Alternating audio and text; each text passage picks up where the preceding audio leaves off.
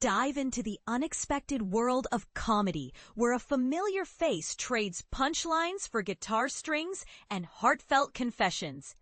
It's a bold twist that might just redefine what a stand-up special can be. Picture this. Adam Pally, the guy you've loved in shows like Happy Endings, stepping away from scripted laughs to perform cover songs on stage, backed by family and friends, all while cameras capture his everyday life in Brooklyn. Is this the next big thing in comedy, or a deeply personal detour? Stick around, because we're about to unpack it all in a way that's easy to follow, even if you're new to the comedy scene. For his first solo comedy special, Adam Pally isn't flying solo in the traditional sense, nor is he sticking strictly to stand-up routines. Instead, he strums covers on his guitar, welcomes pals and relatives onto the stage, and weaves in documentary-style footage showing his full day in Brooklyn. Despite being happily married with children, the vibe here carries that unmistakable divorced dad charm, raw, relatable, and a little bit wistful. And hey, that's often where the best comedy magic happens, isn't it? An intimate evening with Adam Pally. Stream it or skip it. Let's break down the essentials. Adam Pally didn't cut his teeth in the world of stand-up comedy. Instead, he honed his skills in the gritty improv scene at Upright Citizens Brigade Theater, part of a high-energy group alongside Ben Schwartz. That dynamic energy shines through in their animated roles in the Sonic the Hedgehog movie series, where their playful chemistry lights up the screen. But Pally's true fan favorite status comes from his standout performance in the ABC sitcom Happy Endings. His resume also boasts appearances in The Mindy Project, Mr. Throwback, FUBAR, and even sketch work on Last Week Tonight with John Oliver. In this special, Pally opens up a new layer of himself, blending fact and fiction in a concert-style performance at Brooklyn's Bell House, interspersed with real-life documentary clips from that same day. His cousin takes the DJ booth to warm up the crowd, and on stage he's joined by actor David Krumholtz, his own father, and a band featuring comedian Dave Hill. It's a far cry from pure stand-up. Think improv meets music meets family reunion, all captured on camera.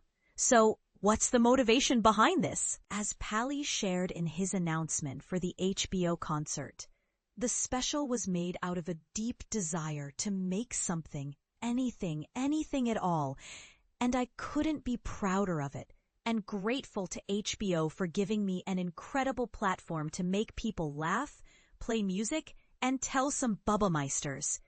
For those not in the know, Bubbameisters is Yiddish slang for grandparents, adding a cozy, familial touch to his enthusiasm. What comedy specials will it remind you of? When it comes to style and substance, Pally's show echoes the 2020 HBO docu-concert by comedian Whitmer Thomas, The Golden One. It's that same mix of performance and personal insight, where the lines between artist and audience blur into something more intimate. Memorable jokes. While Pally gently ribs himself throughout, this isn't a special packed with traditional jokes. The real chuckles come from his self-deprecating moments or clever misdirections. Think pulling back the curtain on his own persona in surprising ways. Honestly, there's not much I can spoil without ruining the fun, so you'll want to experience it yourself. But here's where it gets interesting. Friend and co-star David Krumholtz, chatting outside the event, couldn't resist teasing Pally with lines like, "Unbridled passion cannot be bridled," before slyly suggesting the whole project might be a clever way for Pally to cash in on a tour featuring nothing but cover songs. Is that the real deal, or just good-natured ribbing? And this is the part most people miss. Could this be a subtle jab at the industry's push for quick, profitable content? Or is it purely heartfelt? Our take. Right from the start, Pally's self-awareness and vulnerability are front and center. I know a lot of you are probably thinking to yourself like, why? Why would a television star be about to play songs at me in Gowanus? He quips, referring to the trendy Brooklyn spot where Bell House sits, a comedy hotspot in the 2010s that's now under Live Nation's umbrella. He follows up with, and to that I would say, movie star. And then I would say, I don't know. I have no idea. It lands with a nervous laugh. Those awkward giggles we all know from relatable moments. He even ties it into a Barbie movie bit where Ryan Gosling's Ken forces Barbie to endure his tunes, but flips it by sharing how his daughter pointed at him in the theater, amplifying the mockery. Yet, there's a clear purpose to this musical comedy mashup. Pally grew up with parents who were lounge singers, his dad on piano, his mom singing and bantering. You see that heritage come alive when his father joins him for a father-son rendition of Carly Simon's Coming Around Again. The song choices lean heavily into nostalgia, with big laughs following each tune to deflate the emotional heaviness.